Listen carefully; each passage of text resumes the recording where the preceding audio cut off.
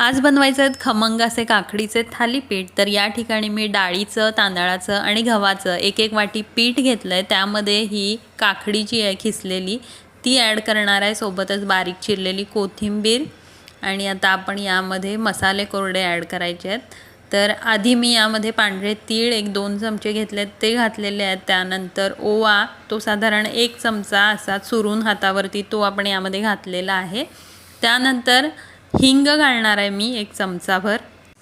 त्यामध्ये आता आपण हळद घालायची आहे आणि सोबतच चवीनुसार मीठ घालायचं आहे।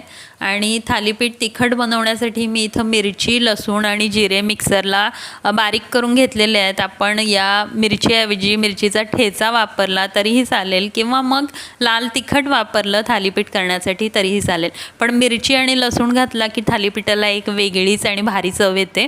तर आता आपण यामध्ये थोडं थोडं पाणी घालून हे पीठ मळून घ्यायचं आहे। काकडीला अंगचंच पाणी असतं, त्यामुळे आधी मळून अंदाज घ्यायचा आहे, वर लागेल तेवढंच पाणी घालून हे थालीपीठाचं पीठ जे आहे ते इथं लावून घ्यायचं आहे। एक 5 मिनटं रेस्ट देऊया या पिठाला आणि त्यानंतर इथं ओल्या रुमालावरती आपण हा पिठाचा थोडासा गोळा घेऊन हाताच्या मदतीनं आपण थोडं थोडं पाणी लावून याला छान थापून घ्यायचं आहे। तर जास्त पातळ पण नाही आणि जास्त जाड पण नाही, एकदम छान असं मीडियम साईजचं आपण हे थालीपीठ इथं थापून घेतलं आहे। तव्यावरती तेल टाकून आपण याला वरती असे होल करायचे आहेत बोटांनी आणि त्यावरती सुद्धा थोडं तेल सोडायचं आहे आणि लीड लावून आपण याला भाजून घ्यायचं आहे।